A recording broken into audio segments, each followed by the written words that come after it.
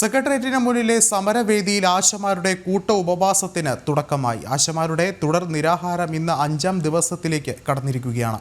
സമരം കടുപ്പിക്കുന്നത് സംസ്ഥാന സർക്കാരിന്റെ അവഗണന തുടരുന്ന സാഹചര്യത്തിൽ.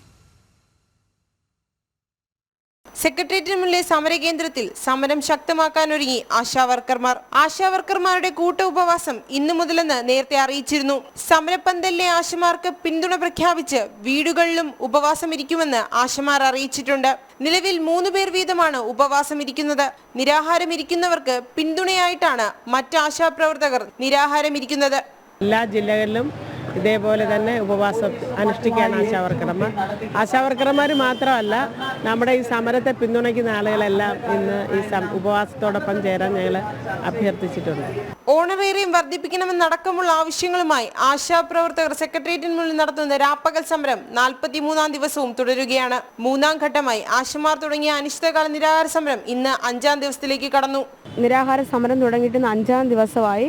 പക്ഷേ ഞാനും ഇന്ന് രാവിലെ മുതൽ ഇതിനോടൊപ്പം ഭക്ഷണമൊന്നും കഴിക്കാതെ എൻ്റെ മെഡിസിൻ മാത്രം രാവിലെ കഴിക്കാനുള്ളത് കഴിച്ചു. എന്നിട്ട് ഇന്ന് 5 മണി വരെ ഇവരോടൊപ്പം ഉപവാസത്തിലായിരിക്കാൻ തന്നെയാണ് എൻ്റെയും തീരുമാനം. നേരത്തെ നിരാഹാരം ഇരുന്ന ഷീജയുടെ ആരോഗ്യസ്ഥിതി മോശമായതിനെ തുടർന്ന് കഴിഞ്ഞ ദിവസം ആശുപത്രിയിലേക്ക് മാറ്റിയിരുന്നു. അതേസമയം വിഷയത്തിൽ കേന്ദ്രം പൂർണ്ണ പിന്തുണയേകിക്കൊണ്ട് കൂടെയുണ്ടെന്നും രാഷ്ട്രീയ ചരിത്രത്തിൽ ഒരിക്കലും കാണാത്തൊരു ധിക്കാര സമീപനമാണ് പിണറായി വിജയനും ആരോഗ്യമന്ത്രിയും കാണിക്കുന്നത്.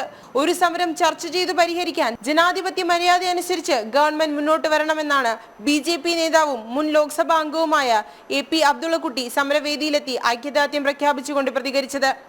ഈ സമരത്തിന് എല്ലാ പിന്തുണയും ഭാരതീയ ജനതാ പാർട്ടിയുടെ ഭാഗത്തുനിന്നുണ്ട്.